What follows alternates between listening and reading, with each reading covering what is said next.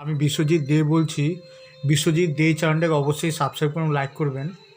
আজকে যে ঘটনা রোহিত শর্মা ঘটিয়ে দিয়েছে, ঠিক আছে, তার আপনারা কি মনে করবেন না যে ভেতরে কোনো কিছু কারাপশান আছে ইন্ডিয়ান টিমে? কারণ টেস্ট টিমে আবার রোহিত শর্মা আবার 3 রান করেছে, ঠিক আছে। তো ওর 0, 3, 2, 1 এইসব রানের জন্যই মনে হয় ওকে রেখেছে, ঠিক আছে। আমার যা মনে হচ্ছে ভেতরে ভেতরে মনে হয় টিম ম্যানেজমেন্টের কোনো বিরাট ষড়যন্ত্র কিছু একটা আছে, ঠিক আছে। নাহলে প্রতিটা ম্যাচে খারাপ খেলছে। আমি গত 12 থেকে 13টা ম্যাচও দেখেছি, ইনিংস দেখেছি, ও কোনো ম্যাচে 10 রানও করতে পারেনি, ঠিক আছে। তো ওকে এখনও পর্যন্ত টিমে রেখে দিয়েছে, তাও আবার ক্যাপ্টেন হিসাবে।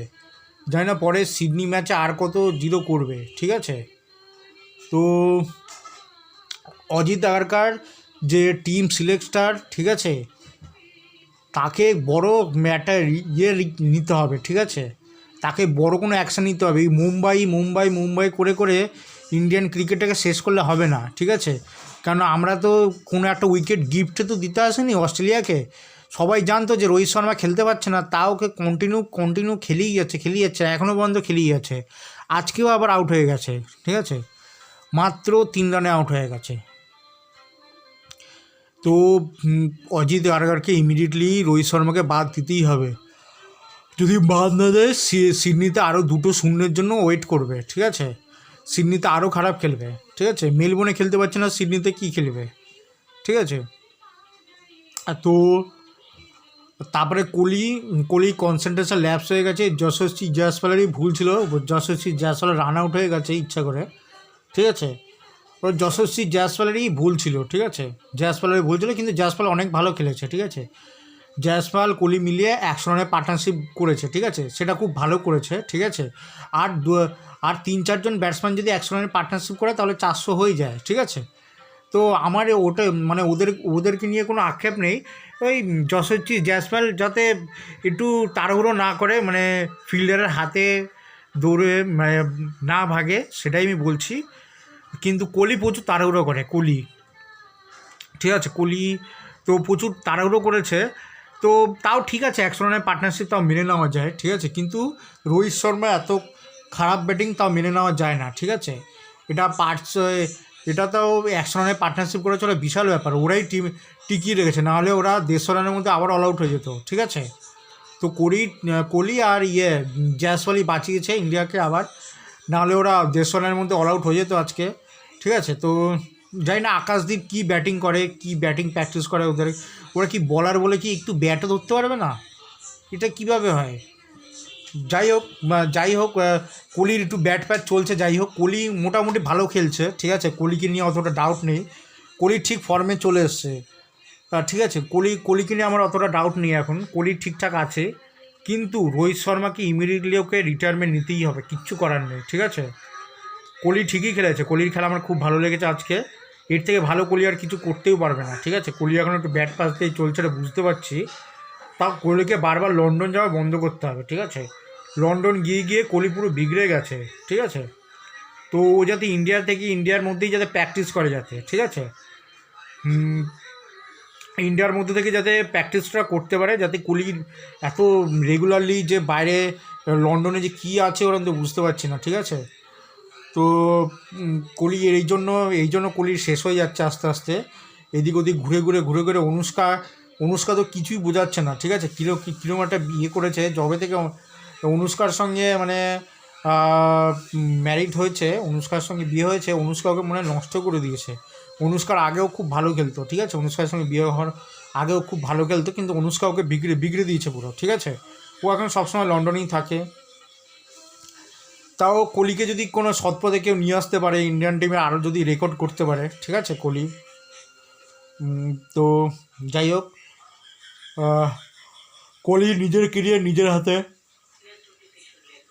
আরও একটা সিরিজ যদি খারাপ খেলে তাহলে কোহলি শেষ শেষ মানে কোহলিরও রিটায়ারমেন্ট চলে আসবে। আমার তো মনে হয় না সিলেক্টররা এরপরে আর রোহিত শর্মাকে চান্স দেবে, ঠিক আছে।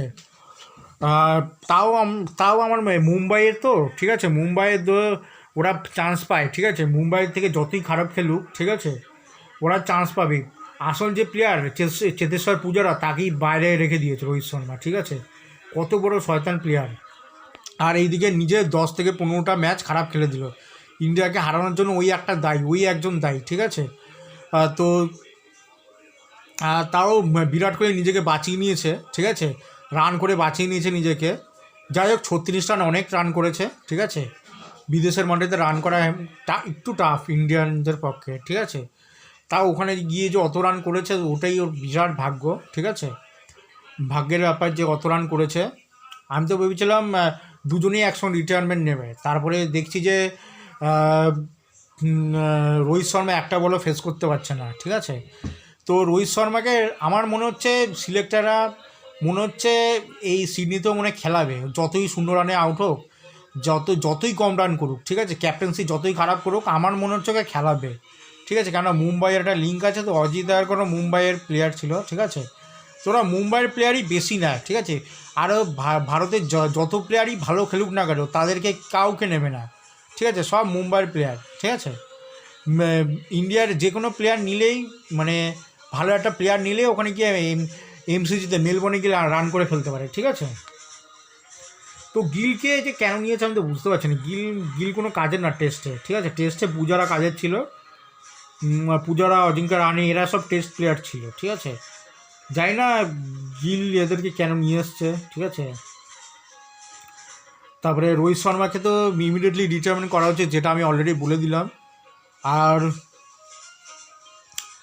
আর বলার কথা হচ্ছে এই যে আকাশদীপ, তারপরে এই মোহাম্মদ সিরাজ, এদেরকে একটু ব্যাটিং প্র্যাকটিস কেন হচ্ছে করায় না আমি তো বুঝি না, ঠিক আছে। তো এদেরকে একটু ব্যাটিং প্র্যাকটিস করানো দরকার। এর বলার হয়ে কি একদম 20টা বলও খেলতে পারবে না? এরকম কেন? মেলবোর্নের তাও খেলা যায়, ঠিক আছে। মেলবোর্নের পিচটা তাও মোটামুটি ব্যাটিং পিচ, সবাই ওদের রান করেছে, অস্ট্রেলিয়া সবাই রান করেছে। প্যাট কামিন্সও পর্যন্ত 49 রান করে দিয়েছে, ঠিক আছে। তো কি অবস্থা ইন্ডিয়ান টিমের, ঠিক আছে। কোন মানে দুটো উইকেট তো পুরো মানে কি বলবো, রোহিত শর্মা উইকেটটা তো পুরো একদম গিফটের উইকেট। রোহিত শর্মা তো এসেছেই ওদেরকে উইকেট দেওয়ার জন্য, ঠিক আছে। তো রোহিত শর্মাটা গিফটেড উইকেট, তাও কি খেলাবে? বোম্বের রাজা না, মানে বোম্বের প্লেয়ার না, বোম্বের প্লেয়ারকে খেলাবে। এছাড়া যত প্লেয়ারেরই কেরিয়ার নষ্ট হোক না কেন ওকে খেলাবেই, ঠিক আছে। তো বিশ্বজিৎ দে চ্যানেলটাকে অবশ্যই সাবস্ক্রাইব করবেন, লাইক করবেন। ধন্যবাদ।